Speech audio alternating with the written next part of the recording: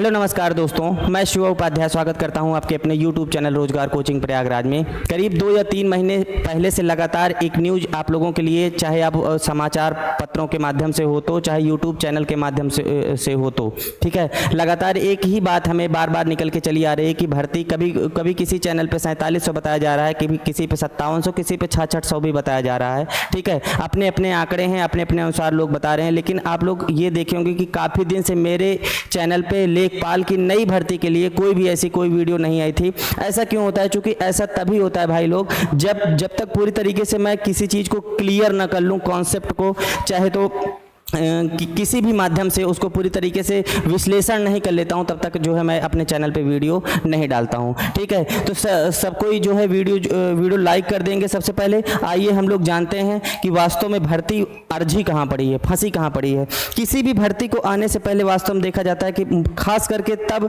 जब वो भर्ती अधीनस्थ की हो तो, ठीक है, अधीनस्थ में देखा जाए तो अधीनस्थ को जब हमने देखा तो अधीनस्थ से हमें एक न्यूज़ ये निकल के चली आई। ठीक है, ये न्यूज़ आपको दिखाई पड़ रहा होगा 4 सितंबर 2024 और पंकज श्रीवास्तव के द्वारा ये चीज़ छापी गई है। मतलब आज 5 तारीख है, कल जो है 4 तारीख थी। इसमें क्या बताया गया कि पहले जारी किए विज्ञापन के आधार पर 50 से ज़्यादा लोगों ने आवेदन किया था, लेकिन किसी का भी नाम फाइनल नहीं किया गया। अब फिर से विज्ञापन निकाला जाएगा। वास्तव में यहाँ पर बात हो रही है, यहाँ पर किसकी बात हो रही है? यहाँ पर अध्यक्ष की बात हो रही है। ठीक है, वैसे भी अगर देखा जाए तो हम लोग यूपी अधीनस्थ देखा जाए तो अभी इस समय ऐसे बस पर सवार है जिसका ड्राइवर ही पूरी तरीके से फरार हो चुका है। तो क्या, कहां पर जाएगी बस, कैसे क्या होगा, ये सब चीजें हम लोगों को इसी न्यूज़ कटिंग से हम लोगों को निकालना है। सबसे पहले तो हम लोग ये देख लेते हैं कि वास्तव में हुआ ये था, इसमें हुआ यही था कि भाई अध्यक्ष जी का कार्यकाल होने से पहले ही अध्यक्ष जी ने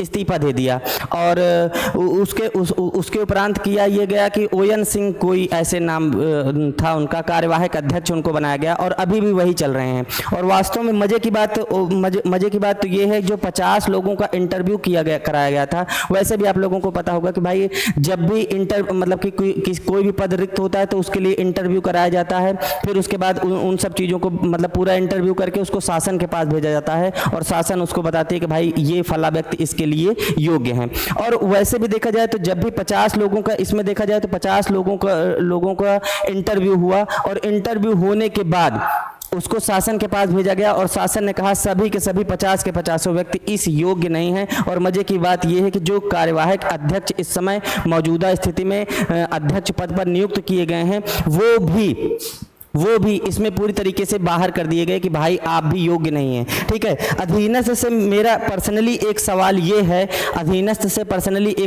है, कि मुझे ये बता दीजिए, सिर्फ इतना बता दीजिए कि जब आपकी निगाह में ही ये जो कार्यवाहक अध्यक्ष को जब आपने अध्यक्ष बनाया है, यही आपके निगाह में भी काबिल नहीं है, तो इनको कार्यवाहक अध्यक्ष के रूप में क्यों बैठाया गया है? और अगर मान लीजिए ये योग्य ही हैं, अगर ये कार्यवाहक अध्यक्ष जी योग्य ही हैं, तो ये बता दीजिए उनको पूरी तरीके से आप लोगों ने साक्षात्कार के माध्यम से क्यों बाहर कर दिया गया? जैसा कि आप लोग न्यूज़ यहाँ पर देख सकते हैं, अमर उजाला की न्यूज़ है। ठीक है, देखिए, उत्तर प्रदेश अधीनस्थ सेवा चयन आयोग के अध्यक्ष पद के लिए दोबारा से विज्ञापन जारी होगा। जुलाई में जारी हुए विज्ञापन, ये देख लीजिए, ये जुलाई में जो विज्ञापन जारी हुआ था वो अपना जुलाई में जारी हुआ था। इससे हम लोग एक कंक्लूजन ये निकाल लेते हैं कि इस समय चल रहा है भाई सितंबर, इस समय चल रहा है क्या? सितंबर। एक बात ये देखिए, जुलाई से हम लोग मतलब पहुँचते इंटरव्यू लिया गया, ठीक है, साक्षात्कार किया गया, उसके बाद जा करके ये बताया गया कि भाई कौन, मतलब कोई योग्य नहीं है। तो जुलाई, अगस्त, सितंबर, मतलब एक मोटा देखा जाए तो 2 मंथ। ठीक है, यहाँ पर 2 मंथ का समय यहीं पर लग चुका है कि जो है किसी भी पद को मतलब साक्षात्कार लिया जाएगा, उसके बाद शासन के बाद फिर लौट के जब आएगा तो ये चीज़ें निकल के आई। तो इस कारण से हम लोग ये देख लेते हैं कि भाई सितंबर में हुआ ये कि पूरी तरीके से सबको रद्द कर दिया गया। अब देखिए आगे क्या दिया गया है। कुछ समय पहले यूपीएससी अध्यक्ष प्रवीण कुमार इस्तीफा दे दिया था। अभी उनका कार्यकाल दिसंबर 2024 तक था। ठीक है, इसलिए सरकार ने जुलाई में इस पद पर चयन के लिए विज्ञापन निकाला था। कई सेवानिवृत्त आईएएस और आईपीएस अधिकारियों समेत 50 से ज्यादा लोगों का 24 अगस्त को साक्षात्कार भी लिया गया। ठीक है, ये इंटरव्यू मुख्य सचिव मनोज कुमार सिंह की अध्यक्षता में गठित सर्च कमेटी ने लिया। अब सुनिए कि उच्च पदस्थ सूत्रों के मुताबिक इनमें से एक नाम उच्च स्तर से फाइनल में नहीं हुआ, एक भी नाम उच्च स्तर से फाइनल नहीं हुआ। मुख्य सचिव मनोज कुमार सिंह ने बताया कि UPSSC के अध्यक्ष पद के लिए पुनः विज्ञापन जारी कर आवेदन मांगे जाएंगे। ठीक है, आयोग में इस तरह की उठापटक मची हुई है और मेरी ये नहीं समझ में आ रहा है कि कोई व्यक्ति कैसे अपने चैनल पे डाल सकता है कि फला मंथ को जो है पूरी तरीके से फला मंथ को जो है लेखपाल का विज्ञापन आने वाला है। ठीक है, कैसे डाल सकते हैं? बार बार जो आप लोग यही मतलब कि मैसेज डाल के पूछ रहे थे ना कि सर कब तक नोटिफिकेशन आएगा, कब तक कितने पद निकलेगी, एग्जाम क्या कब तक होगा।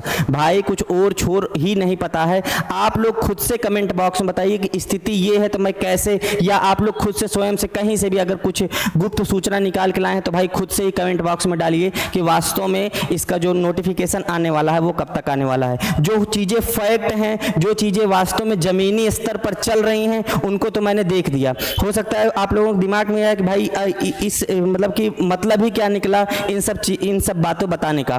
तो इन सब बातों का बताने का यही एक मतलब निकला है कि अभी कोई पूरी तरीके से फिक्स नहीं है भाई कि कब जो है भर्ती आने वाली है, कोई और छोर नहीं पता है। वैसे भी आप लोग जान लीजिए कि अगर मान लीजिए जैसे ही पहले तो इतना प्रोसेस पहले हो कि इनका पहले ये पता चले कि भाई इनका जो अध्यक्ष है वो किसको बनाया जाएगा। ठीक है, उसके बाद वो करेगा क्या, वो सबसे आते ही पहले ही वो उसका जो वीपीओ का फॉर्म जो है पड़ा हुआ है उसका एग्जाम लिया जाएगा, ऑडिटर का एग्जाम है, जूनियर असिस्टेंट का एग्जाम है। जो है भर्तियां इसके पहले 1 साल 2 साल से लंबित पड़ी हुई हैं उन पर पहले जो फॉर्म पड़ा हुआ है उनको तो पहले एग्जाम करा लेने दो भाई साहब। अच्छा, नया विज्ञापन भी निकालने के लिए अध्यक्ष का भी तो और छोर पता होना चाहिए कि वास्तव में क्या है। आयोग के नज़र में ही ऐसा व्यक्ति अध्यक्ष इस समय बैठाया गया है जो कि उस पद के योग्य ही नहीं है। मैं बार बार वही चीज़ बोल रहा हूँ कि आखिर वास्तव में ये बता दीजिए कि क्यों आपने, जब आपकी नज़र में ही वो व्यक्ति नहीं उसके अयोग्य है, उस पद के अयोग्य है, तो आप क्यों उसको पद पर बैठाए बैठे हैं। ठीक है, और अगर मान लीजिए पद पे बैठाए बैठे हैं तो वो वास्तव में इन सब चीज़ों को क्यों नहीं बार बार मतलब कि क्यों इसका इंतजार कर रहा है कि कोई नया व्यक्ति आएगा तो ऐसे ऐसे चीज़ें करेगा।